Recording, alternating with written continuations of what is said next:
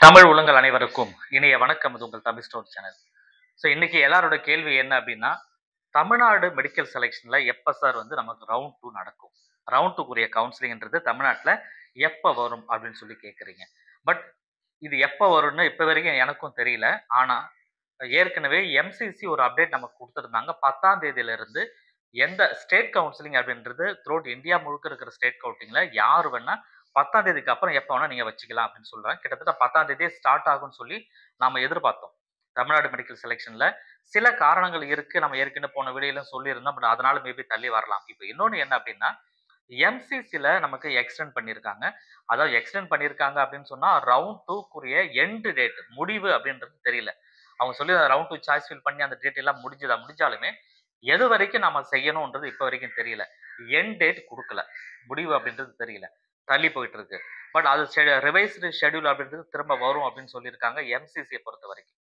அப்போ தமிழ்நாடு மெடிக்கல் செலெக்ஷன்ல ஏன் வரலன்னா, கிட்டத்தட்ட எம்சிசியோட அப்டேட் என்னன்னு இப்ப தெரியாத வரைக்குமே தமிழ்நாட்டில் வருவதற்குண்டான வாய்ப்புகள் கிடையாது.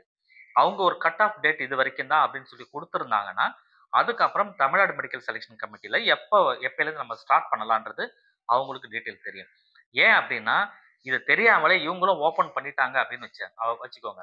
தமிழ்நாடு மெடிக்கல் செலெக்ஷனை டக்குன்னு ஓப்பன் பண்ணிட்டாங்கன்னா, நாம வந்து பார்த்தீங்கன்னா, சில பேர் வந்து அதுல சீட்டு கிடைக்கும். அதுல கிடைத்த மாணவர்கள் இதுலயுமே பார்ட்டிசிபேட் பண்ணலாமான்னு பார்ப்பாங்க.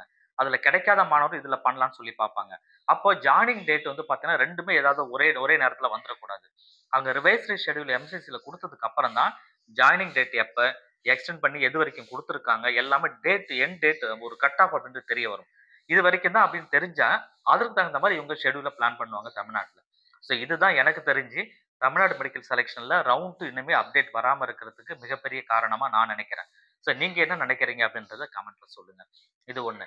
பட் அதே நேரத்துல முக்கியமா நீங்க கவனிக்க வேண்டியது என்னன்னா, ரவுண்ட் 2ல நீங்க சாய்ஸ் ஃபில் பண்ணணும் அப்படின்னு நினைக்கிற மாணவர்கள், தமிழ்நாட்டு மாணவர்கள் எல்லாருமே மிக முக்கியமா கவனிக்க வேண்டிய விஷயம், நீங்க உங்களுடைய லாகின்ல போவீங்க. ஃபர்ஸ்ட் ரவுண்ட்ல எப்படி பண்ணீங்களோ, அதாவது ஃபர்ஸ்ட் ரவுண்ட்ல பார்ட்டிசிபேட் பண்ண மாணவர்களுக்கு நல்லாவே தெரியும். ஃபர்ஸ்ட் ரவுண்ட்ல எப்படி பண்ணீங்களோ டிட்டோ அதே சேம் ப்ராசஸ் தான் ரவுண்ட் 2லயும் வரப்போகுது. ஆனா, இதுல யாரு ரொம்ப முக்கியமா கவனிக்க வேண்டியதுன்னா, ஃப்ரெஷ்ஷா நீங்க சாய்ஸ் ஃபில் பண்ணி ஃபர்ஸ்ட் குடுக்குறீங்க இல்லையா? அவங்கலாம் வந்து ரொம்ப கவனமா கவனமா இருக்கணும் அப்படின்னா, எல்லா சாய்ஸுமே நீங்க குடுக்கலாம். நீங்க கவர்ன்மெண்ட்ல இருக்க 36 மெடிக்கல் காலேஜ், பிரைவேட்ல இருக்கிற 22 medical college, deemed universities deemed private universities இது எல்லாமே நீங்க சாய்ஸ் ஃபில்ல குடுக்கலாம். லிமிட்டே கிடையாது. ஆனா, லிமிட் அப்படின்றது யாருக்கு அப்படின்னா, ரவுண்ட் 1ல ஜாயின் பண்ண மாணவர்கள், நீங்க அப்கிரேட் போறீங்க, அலாட்மென்ட் போறீங்க ரவுண்ட் 2க்கு அப்படின்னு சொன்னா, நீங்க ரொம்ப கவனமா இருக்கணும். ஏன்னா, நீங்க ஏற்கனவே ஒரு காலேஜ்ல சீட் எடுத்திருப்பீங்க ரவுண்ட் 1 மாணவர்கள். சீட் எடுத்த மாணவர் ரவுண்ட் 2ல இத விட பெட்டர் காலேஜ் எனக்கு வேணும். ரவுண்ட் 1ஓட பெட்டர் காலேஜ் வேணும் அப்படின்னு நினைக்கிற மாணவர், ரவுண்ட் 2க்கு நீங்க அலாட்மென்ட் போகும்பொழுது, நீங்க எந்த காலேஜ்ல எடுத்திருக்கீங்களோ, எந்த காலேஜ்ல உங்களுக்கு சீட் கிடைச்சதோ, அந்த காலேஜ் ரவுண்ட் 2ல சாய்ஸ் ஃபில்லிங் லிஸ்ட்ல காமிக்காது. ரைட்டுங்களா? அப்ப அந்த காலேஜ் தவிர்த்து மற்ற காலேஜஸ் எல்லாமே லிஸ்ட்ல காமிக்கும். அப்போ நீங்க என்ன பண்ணலாம்? அதுல எந்த காலேஜ் கிடைச்சா நீங்க சேருவீங்களோ, உதாரணத்துக்கு ஒரு கவர்ன்மென்ட் இப்ப ஏற்கனவே ரவுண்ட் 1ல ஒரு பிரைவேட் மெடிக்கல் காலேஜ் நீங்க எடுத்துட்டீங்க. ஆனா ரவுண்ட் 2ல கவர்ன்மென்ட் மெடிக்கல் காலேஜ் எதிர்பார்க்கிற மாணவர்களா இருந்தீங்கன்னா, அப்ப நீங்க ரவுண்ட் 2ல நீங்க 36 மெடிக்கல் காலேஜும் குடுக்கலாம். ஏன்னா உங்களோட தாட் கவர்ன்மென்ட் மெடிக்கல் காலேஜ் கிடைச்சா போதும். அதுவே கவர்ன்மென்ட் காலேஜ்ல எனக்கு வந்து ஸ்டான்லி தான் கிடைக்கணும், எம்எம்சி தான் கிடைக்கணும்னு நினைச்சா, அது 2 மட்டும் தான் நீங்க குடுக்கணும்.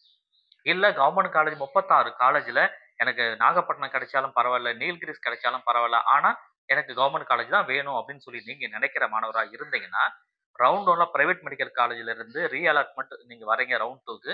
அப்ப கவர்ன்மென்ட் காலேஜ் நீங்க பார்க்குறீங்க. பிரைவேட் மெடிக்கல் காலேஜ்ல கவர்ன்மென்ட் காலேஜ் பார்க்குற மாணவரா இருந்தீங்கன்னா, எல்லா கவர்ன்மென்ட் காலேஜுமே லிஸ்ட்ல குடுங்க. எது கிடைச்சாலுமே நீங்க படிங்க. சரிங்களா? இல்ல கவர்ன்மென்ட் காலேஜ்லயுமே எனக்கு இந்த 2 காலேஜ்க்குள்ள கிடைச்சா மட்டும் தான் நான் படிப்பேன். பிரைவேட் மெடிக்கல் காலேஜ்ல இந்த 2 காலேஜ்க்குள்ள கிடைச்சா மட்டும் தான் படிப்பேன் அப்படின்னு நீங்க நினைச்சீங்கன்னா, அது மட்டும் தான் சாய்ஸ் ஃபில்ல குடுக்கணும். சரிங்களா? அது தெரிஞ்சுக்கிட்டு பண்ணுங்க. ஏன்னா, அன்னெசசரியா எல்லாமே சாய்ஸ் ஃபில்ல போட்டு, நானும் போறேன்னு சொல்லி போட்டுட்டு, முக்கியமா சாய்ஸ் ஃபில் பண்ணும்பொழுது நீங்க ஆ ஒரு நெட் சென்டர்ல போய் பண்ற மாணவரா இருக்கிற பட்சத்துல இருந்தீங்கன்னா, நீங்க கூட உட்கார்ந்து அவங்க ஃபர்ஸ்ட் சாய்ஸ் எத குடுக்குறாங்க, செகண்ட் சாய்ஸ் எத குடுக்குறாங்கன்னு நீங்க தான் பார்க்கணும். அவங்க வந்து எப்படி வேணா குடுப்பாங்க. அவங்களுக்கு ஏதோ ஒரு அமௌண்ட் நீங்க குடுத்தீங்கன்னா போதும், அவங்க சார்ஜ் ஃபில் பண்ணி குடுத்துருவாங்க. பட் அந்த தவற செய்யாதீங்க. நீங்க லிஸ்ட் அவுட் பண்ணிக்கிட்டு, ஃபர்ஸ்ட் இது, செகண்ட் இது, தேர்ட் இது அப்படின்னா அந்த 3 காலேஜ். இல்ல 5 காலேஜ் குடுக்குறீங்களா, 1, 2, 3, 4, 5 இந்த 5 காலேஜ். அத மட்டும் குடுத்து இத மட்டும் குடுங்க அப்படின்னு சொன்னீங்கன்னா, அந்த 5க்குள்ள எது கிடைச்சாலும் நீங்க படிக்க போறீங்க. இல்லன்னா 3 ரவுண்ட் போறீங்களா, இல்ல 1 ரவுண்ட்லயே இருக்க போறீங்களான்றத நீங்க பண்ற முடியும். சரிங்களா? இந்த விஷயங்கள் தெளிவா இருங்க. ஏன்னா, ரவுண்ட் 2 ரொம்ப ரொம்ப முக்கியமானது. பட் அடுத்து ரவுண்ட் 3 வரும். இன்கேஸ் ரவுண்ட் 1ல சீட் கிடைக்காத மாணவர்கள் இருக்கீங்கன்னா, ரவுண்ட் 2ல தைரியமா நீங்க எல்லாத்தையும் சாய்ஸ் ஃபில் குடுக்கலாம். எது கிடைச்சாலும் நீங்க படிக்க போறீங்க. அது பிரச்சனை கிடையாது இங்க. ஆனா, ரவுண்ட் 1ல சீட் கிடைத்த மாணவர்கள் மட்டும் இந்த விஷயத்த சாய்ஸ் ஃபில் பண்ணும்போது ரொம்ப ஜாக்கிரதையா பண்ணுங்க.